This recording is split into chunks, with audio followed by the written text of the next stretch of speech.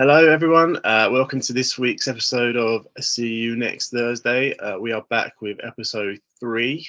Today, we are going to be talking about being old and being young.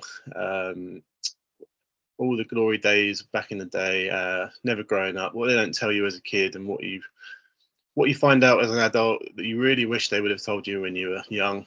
Some of the painstaking moments that you face.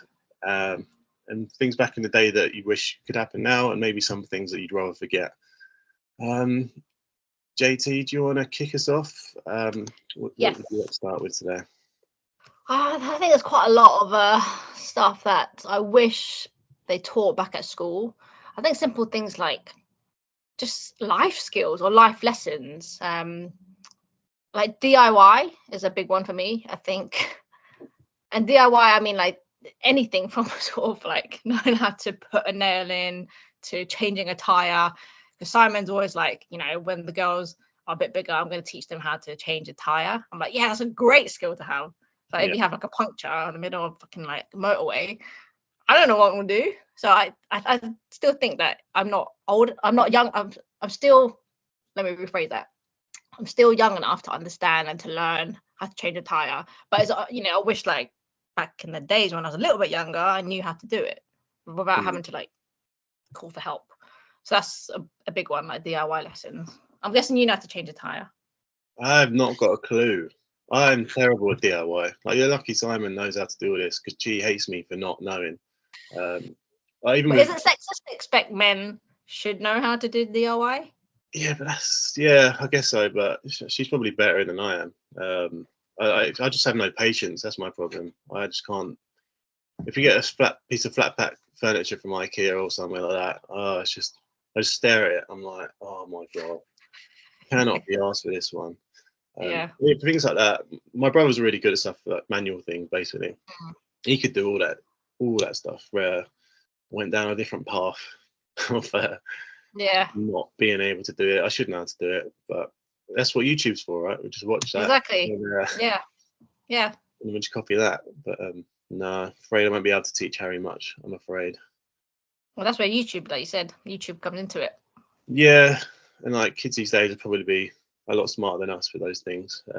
Yeah. But that was my. I've still got quite a few more, but that was my main sort of first one, which I wish that I could do more. I mean, back in the days at school, I used to do like DT, design technology, but it was like basic things like you saw some shit and then you build like a. I think that my sort of the only thing I built that I was really proud of was like a music stand. Take that. Yeah, I'm not gonna use that right now, am I? Yeah, true. Yeah, did you ever make the cam toys as well? You wind it up and then it. Yeah. Everyone made one of those. You're like, this is great. And then you look back like, this is the worst toy in the world. Yeah. Especially when the like PlayStations and stuff are out. But come on, I want to be making something that actually.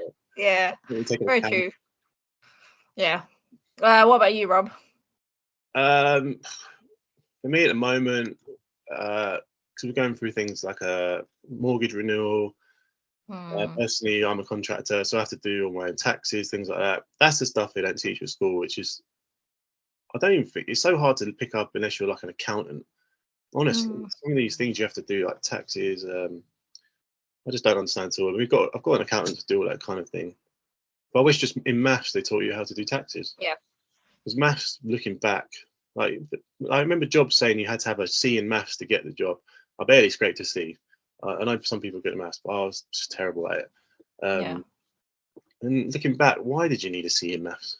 Why? Yeah. Like, I mean, only things that are really useful for maths for me at this day and age, probably percentages. Like when you're in a shop, it's 10% off. Nice. You can calculate that. Fine. You don't need to know pi and all this. Yeah. All this sort of stuff that is just, it's a bit of a waste. But yeah, things like that for me. Adulting, mortgages as well. God, like interest rates, all the boring stuff they don't teach you at all. That really gets you when you're older, because you just sort of, you kind of ask your parents as well, like, do you know what this means? And even they're like, this is this and this, or like they kind of just say, just talk to the bank. That's all you can do, really. And you kind of have to learn it on the spot pretty quick. And just make life changing decisions based on something you don't really understand. Yeah. which is tough sometimes. But as they say, it's a part of life, part of being an adult, which is what you got to prepare for very quickly when you get to about,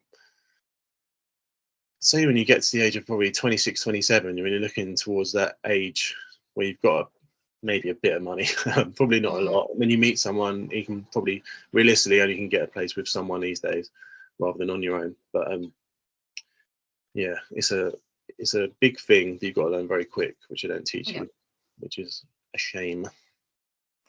Yeah, speaking on the whole finance bit of it as well, it's like saving money is like a big thing.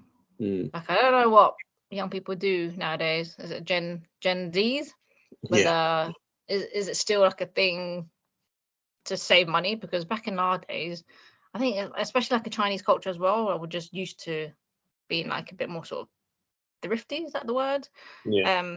You just naturally, because you see your mum and dad having to work really hard and they're constantly trying to save money and stuff, you naturally end up doing it. I think saving money is like a big thing as well.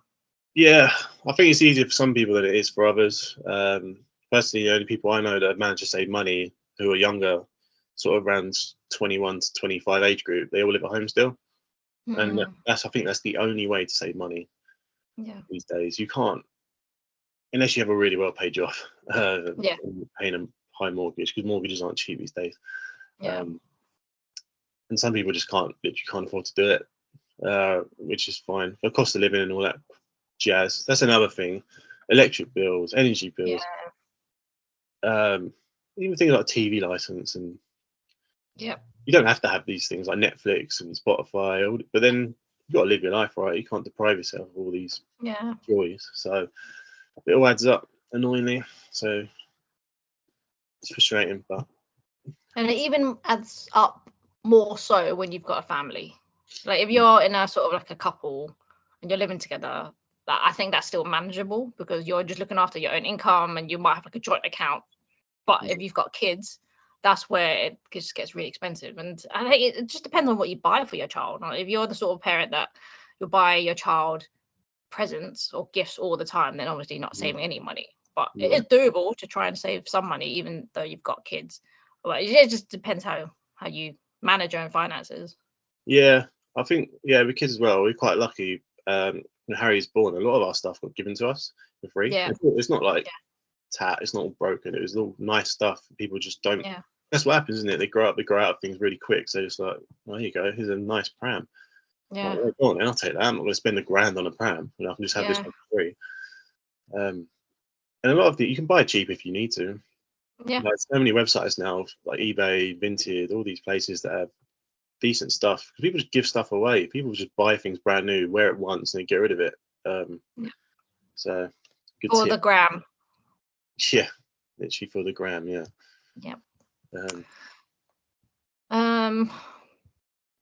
There's quite a few here, but do you have any more? I guess we can talk about the dealing with the stress and the thing. I mean, I feel like when you're younger, stress is not the same stress as when you're an adult. I feel like you think you're stressed when you're younger, but realistically, you're probably not. I mean, because then when you're younger, because we both went to uni and stuff, so the stress for us would probably be coursework, exams, all that sort of stuff. And then you finish that, and you look back and you think, oh, that wasn't actually that bad. And when especially when at school as well, I'm thinking, oh, I've got to go to school from 9 till 3. Oh, it's so annoying. How am I going to get up for that? Such a long day. And then when you're an adult, you got realistically the whole day, if you go to work, is probably about 8 till 6 once you've taken your commute and all things like that. Yeah. And you never really switch off at work. There's always someone calling you. There's always someone pestering you for something. Emails non-stop. Yeah. And it's just, then you got to deal with your home problems, of your money coming in, and something's broken that we didn't expect to break. So yeah, it's a different kind of stress. I think that evolves once you get to an adult. I saw a good thing yesterday. I can't remember what it was. I think it was like the most stressful years of your life are between the ages of 25 and 45, which is really depressing. And then once you get to a big range. Yeah, and you're never really truly settled until you get to about 46 plus, because this is what this scientist guy said, by the way. It's not necessarily true. And I saw it on TikTok, so take that with a pinch of salt. But he said once you get to about 45, and it's almost like that stage where your kids are growing up, and it's kind of everything's settled. Then you're looking towards that sort of retirement age. You think, okay, yeah, maybe I can something to focus on almost that you can relax a little bit. Whereas this age, peak like age we're at now, it's like the peak stress age. Your kids are young, you're trying to get yourself settled. You just got a massive, just start your mortgage essentially. So yeah, got to 45 to wait. Not long for you though, but a bit longer for me. Yeah, whatever, man. Yeah, no, it's a bit depressing knowing that actually. That's such a massive age range. Yeah, But I get it. I think it makes a lot of sense. I think the biggest stress is when you have kids. I think because you're thinking not just about them being are they being little shit, but it's more if they get sick, what are you gonna do? Like how are you gonna look after them when you're working at the same time? And are they happy? Are they like? Yeah, you just think about so many things. But you're right. You never switch off, especially if you're working. You're constantly just thinking about I should have done that and this and that. So it's a different level of stress for sure. Like even when my uni days, I can't say I was stressed because, like you said, it's like you're doing your dissertation. That's the biggest thing that determines whether you get what is it, like a 2-2 or 2-1 or first, whatever. Got first. Did you? Jesus, I got 2-2. So see who's the smart one here. But let's be honest here. Do we really need a degree to get a job and like the job that we do? No, I wouldn't say so. I mean, the first job I got in the advertising industry, my manager did say, "Oh, you got my degree's in football first and foremost." So yes, of course. Which not many people know you can actually do a degree. The very first account I worked on was Heineken, and obviously they sponsored Champions League, which is football. And she was like, "Oh yeah, you obviously like football and you like drinking, so I thought I'd give you the job."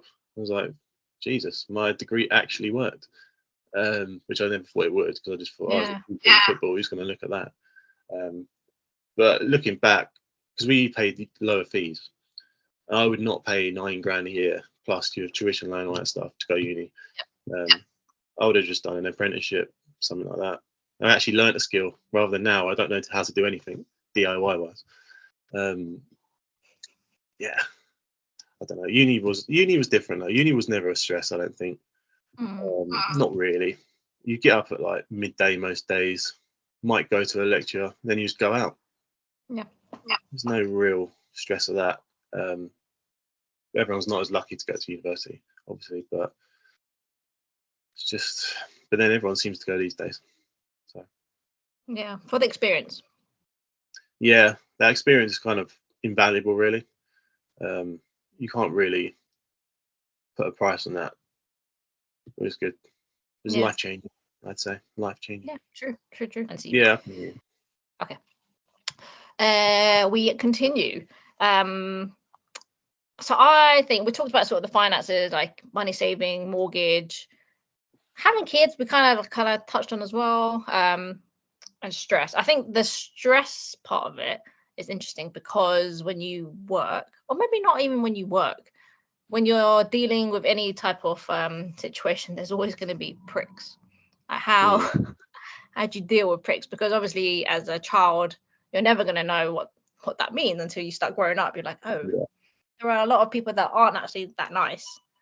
And how do you deal with that? If someone's going to be obviously, when you're at nursery or school, you might encounter bullies, and that's they're obviously pricks as well. But what is it like when you actually a full-grown adult go into a workplace and you're having to deal with pricks? Like, how would you deal with it? I don't know. It's a tough one, isn't it? Because work, you kind of just have to bite your tongue. There's not really anything you can do because there's just so much red tape these days. If you say the wrong thing or pick on the wrong person, things like that, you're just going to get HR ringing you up saying, right, what did you say to this person? What did you do to this guy? I think with work, if someone's a prick, realistically, everyone else thinks the same thing. So eventually you'll have a little convo with someone else saying, that guy's a bit of a what do you think of this guy? And they'll be like, yeah, Yeah. he's a bit. And then eventually, that's how friendships are formed. And a lot of people form friendships on the basis that someone else is a massive twat, Yeah. which is good. So that's kind of the best way to deal with it. Just bitch about someone else. No, Yeah. just kind of bite your tongue with it, because you can't. In work, I'd say just bite your tongue. But outside, you're just going to encounter knobs all the time. It depends where you are. I Yeah. personally wouldn't. It depends what they did. If they're just a prick for the sake of being a prick, just be like, just leave them. But if they're doing something to you personally, I try not to react, but it kind of depends what they're doing. Yeah. If they're calling you names, or like if they're. I mean, school back in the day, I didn't really experience bullying. I'm really tall, and I was always tall back in school, and people used to call me like, "Oh, lanky streak of piss," I got called once. And that was like Oh. LSP. But I was like, yeah, I'm tall. So if you just got to embrace it, with stuff like that, you just got to embrace it. Otherwise, if you show any weakness of being like called names, they'll prey on that. So if you just Yeah. embrace it, it's easier said than done for some people, because it can be quite harsh with some of those sort of things. Mm. But yeah, you don't want to give the wrong advice and just be like, yeah, just give them a little punch. That'll do. That'll sort them out.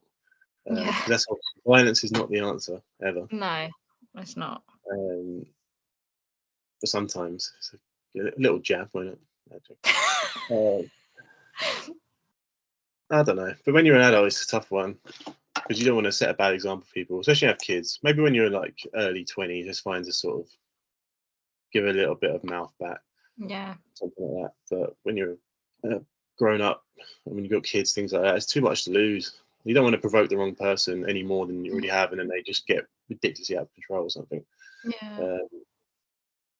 But there's pricks everywhere. You will never get away from them, because if you reacted to every single one, you'd be your whole day would be taken up by pricks. You don't want that taking over your life, because it won't be a very happy one. Yeah. Yeah, it's hard to avoid pricks. I think if you do encounter any sort of pricks at work, and if it gets to a point where you actually just can't hack it anymore, then I reckon my advice would be just to move away from it, like find Yeah. another job, and maybe you'll find another prick. Yeah, but Yeah. it just depends what your patience is like. And I think in in an ideal world, and if I had money, I would open my own company and just recruit people that I like, Yeah. and Your I know mates. who are fact, not pricks, and that's the only Yeah. way, right? But that's not gonna happen. Um, yeah. Yeah. That's the dream, isn't it? But Mm. that's what the interview process is for, to vet people. Although they just seem to hire anyone who's got a tiny bit of experience. But Yeah.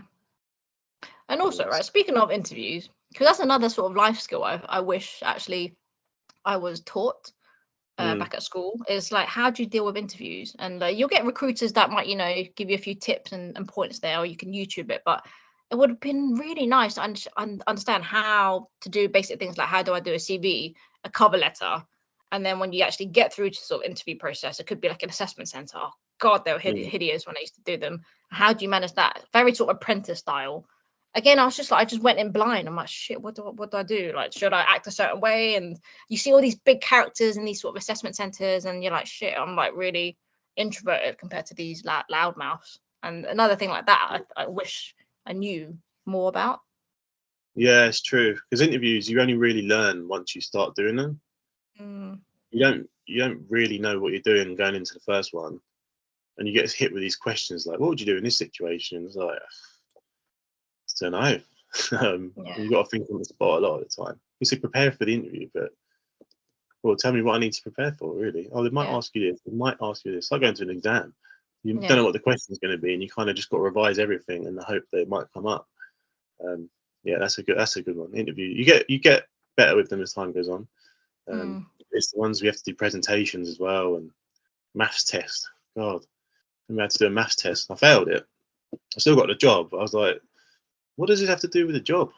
yeah, People like, I can just go on Google and just do 52 times 68. No, it'll just give me the answer. I don't need to know it. yeah, But why do I need to know that? Like we spoke yeah, about earlier. Just give me percentages. Done. Yeah, Easy. agreed. Yeah. And also interviews, right? It's a two-way process. As much as they're interviewing you, you're also interviewing them. You want to see whether, their culture fits you, and Yeah. whether, the people that you're just speaking to, whether there's your sort of vibe. And if they're not, then move on. Like, I wouldn't be like, I think maybe it's easier because now that we're a little bit older, we have that a bit more experience under our belt. We can be picky with like the companies and the people that we Yeah. want to work for. But when you're younger, you're always like, oh, I just want to take the first job that I get offered. Yeah. But as time goes on, you kind of work out, actually, fuck you. I don't want to work with you. So yeah, Yeah. it's just confidence as well. Yeah. It's confidence when they say, "Have you got any questions?" You say, "Yeah." What's the culture like? What's the work-life balance like? It's when you want the questions you actually want to know. You don't want to know, oh, what's the team like? What's what projects have we done? You don't care. Realistically, you don't. No one cares about that. You No. just want to know the pay, what people are like. Is there like a drink? Do people go out for drinks after work? Do I kind of doss a bit, basically? Yeah. And am I going to be stressed? That's all people want to know. But Yeah. they're honest. That's another thing. But Yep. That's true. I think you can spot a bullshitter a mile off. yeah, good way to check is if how long the job has been live. If it's been live for a while, it means people don't really want it. Good tip. That's a good tip. All right, moving on. Reminiscing about our glory days. So when we were younger versus now. Over to you, Yeah, Rob. glory. Were they glory days, or were they just days? When I was younger, Jesus, how young are we going back to? Just when we started, like the Gen Z starting, like 16. Yeah. Well, 16 was like 16 to 18 was sixth form, so that doesn't really count. No one really counts that age, do they? It was just sixth form every day. Still school basically. 18, Yeah. 18. I didn't really do anything. I was 18. I didn't get into the uni I was meant to go to, so I basically had a year out doing nothing. That was gap year. People normally go traveling. I literally just stayed at my mum and dad's. Didn't really do much. Oh my God, gap year. Oh yeah, fucking gap year. Didn't have any money for a gap year, and then I had to wait basically till September to start my other uni, which I went to for 3 years, Southampton, Solent, big up. And then I had the best 3 years of my life. Really met two of my best mates, Will and Dan. Shout out. And that was just life changing, as I mentioned earlier. Of just meeting new people, going out, having fun, learning new stuff. Yeah. Living on my own was new. Moving away from mum and dad, quite not too far away, so still seeing and stuff. But it's really good just moving out. You learn so much on your own you don't realise. I don't know if you can really compare uni living to adult living, but it's definitely a start. It definitely sets you up in a way that you don't realise. But yeah, back in the day, we used to go out all the time, man. We used to drink so much. I still drink quite a bit now, but it used to be like we used to drink way more back in the day, and you could drink more over a certain amount of days, and you'd feel The fine the next capacity. day. Yeah, and you wake up the next day, you'd be like, oh yeah, ready to go again. Let's go. Yeah. And now, God, you drink now. Jesus, the next day is just a write-off. Couldn't do it. I think one day at uni, it was during Freshers Week. We ended up going out 16 nights in a row. And I don't know, I can't even do two now. Like, it's crazy. But Yeah. and that's the difference. It's just your body tells you no, like you can't do it. Never really used to go gym back in the day. I feel like I go gym more now, but I think it's because I have more time and I can probably actually afford to go gym. Yeah. Whereas back in the day, you just sort of it's like 30 quid a month. I'm not gonna pay that. I want to do that and spend it on drink instead.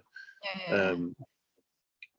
But yeah, but then realistically, back in the day, I should have gone gym more because my body could actually probably take a bit more training, a bit more things. Whereas now, you come out of the gym, you're like, oh, what have I just pulled in my back again?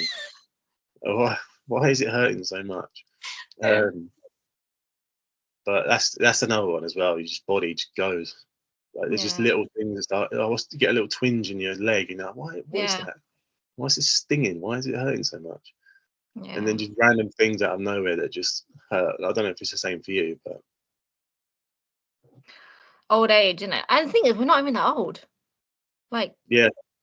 but obviously to like teenagers, we're old.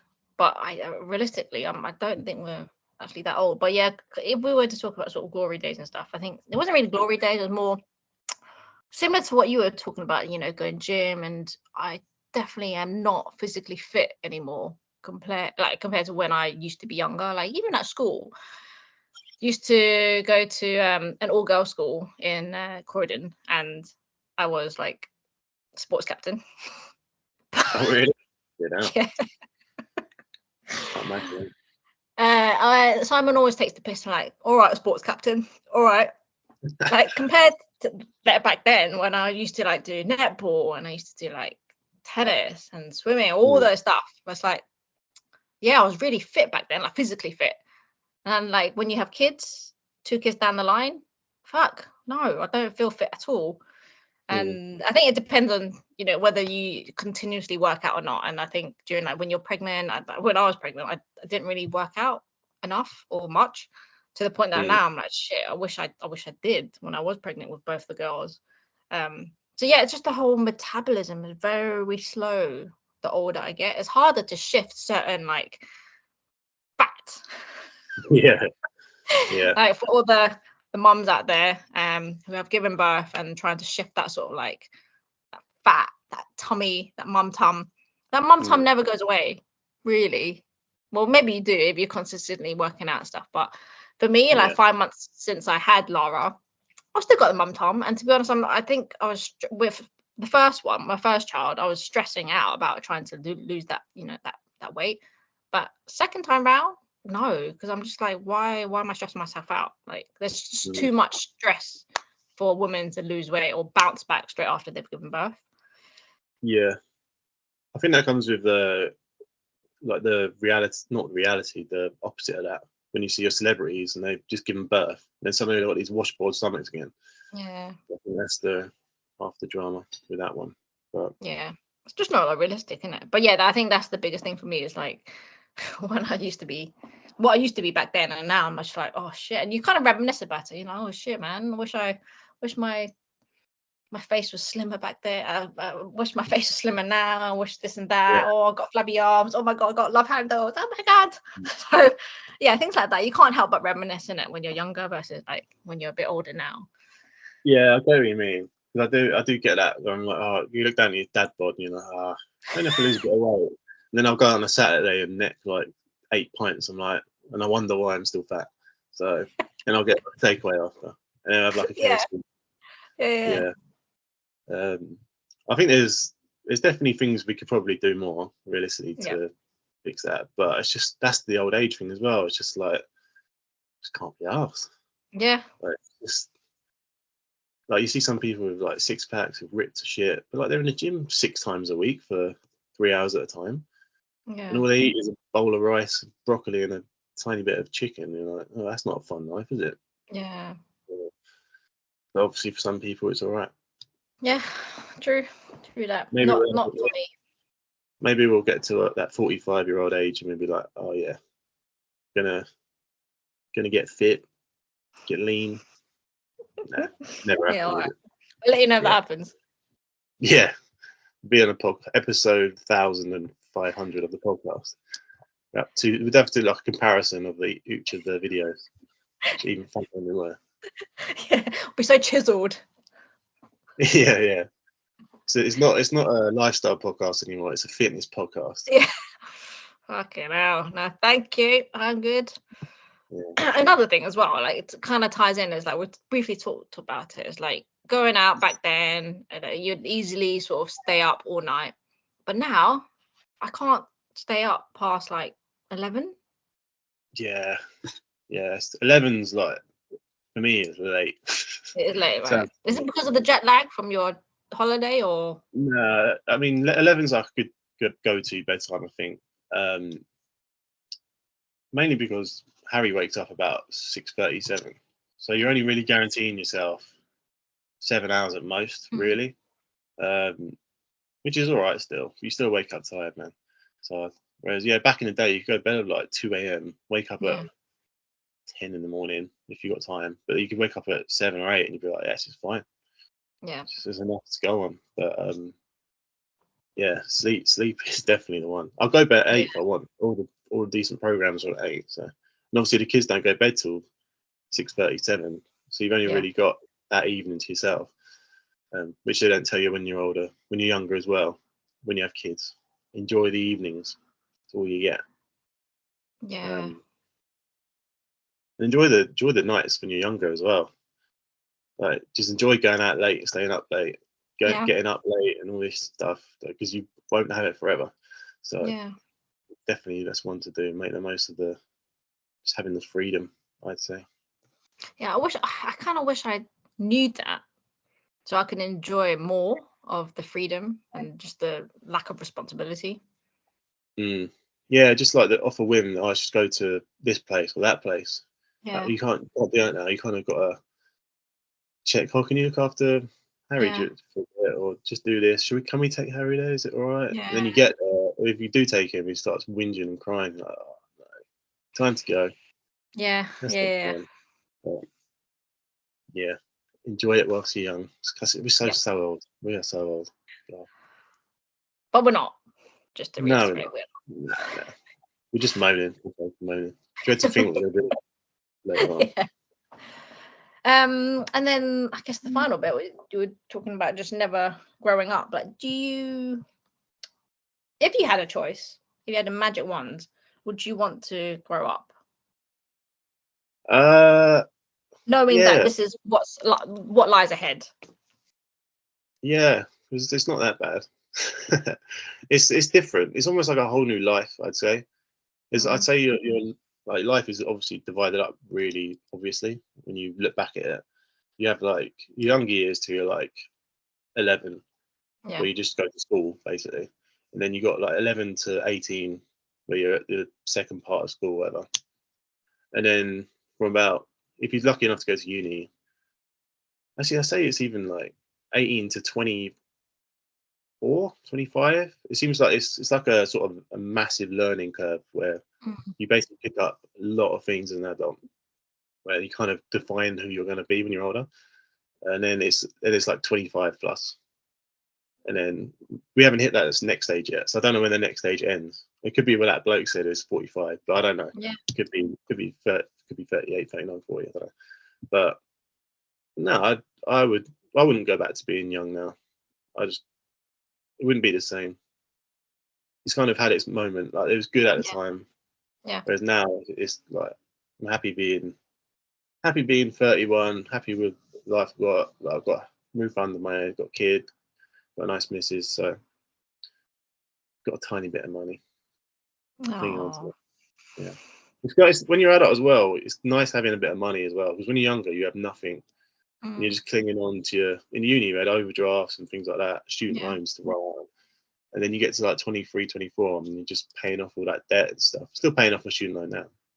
It's just nice having a bit of, well, that doesn't feel a lot of the time you got money, but you can go on holiday and things like that, and you don't have to worry too much. So yeah, what would you say? Would you go back to when you're younger, or?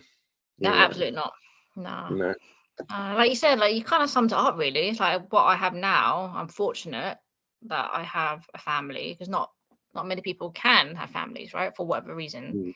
I've got 2 lovely little demon girls. I've got a husband, got a family. Yeah, it's just I don't think I would change anything. I think it's from young till now you go through sort of like different relationships and friendships, but that kind of that builds your character as you grow up, and you know who you want to talk to, who you don't want to, as in the pricks. Yeah, I can't imagine. Especially now, I feel there's a lot of pressure for young people to act a certain way, because they see something like on TikTok and they feel like, oh, I should be this perfect, like really, really perfect, beautiful, fit person that you see on TikTok. Like, well, not really. I think there's a lot of pressures for young people to have to keep up to that. And I don't think I would survive at all if I was like a young person. Yeah, because I look back, we didn't really have social media until, I mean, I think at uni, about between 19 and 22, we had Facebook, and that's it. Yeah.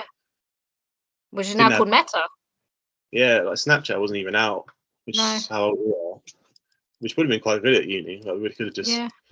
done quite a lot of cool stuff. But yeah, and now you've got everything. It's like, if you don't have TikTok, if you don't have Instagram, you ain't got Twitter, like, you're not, who are you really? And I've got all Yeah. those, to be fair, which is sad. But I feel like I'm old enough, and I kind of can deal with it. Like, I don't take it too seriously. It's like, Yeah. it's whatever. I might have a little browse, whatever. But some people take it so literally.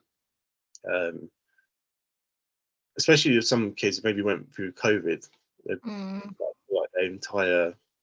It's such a key period, that 19 to 22 age thing. I find.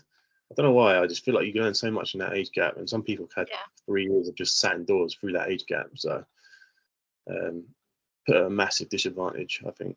But Yeah. Sad times. So yeah, we are both happy with growing old. We're not Benjamin Button. Yeah. Sounded so happy saying that. We're so happy. Promise we're happy. Oh, we know. We are happy. Yeah. We're It's happy all right. inside. Yeah. Don't show it, but it's there somewhere. We'll find it. The spark. Where's the spark? Yeah. Exactly. Yeah, and that is it. Cool. Yeah. So that is adulting. Any questions from anyone, or any ideas people have, please let us know. Feel free to either message Jenny or myself. We've got the Instagram channels, we've got YouTube, we've got TikTok. So please give us a follow, subscribe on all those channels, and we will see you next Thursday. Bye. Bye-bye.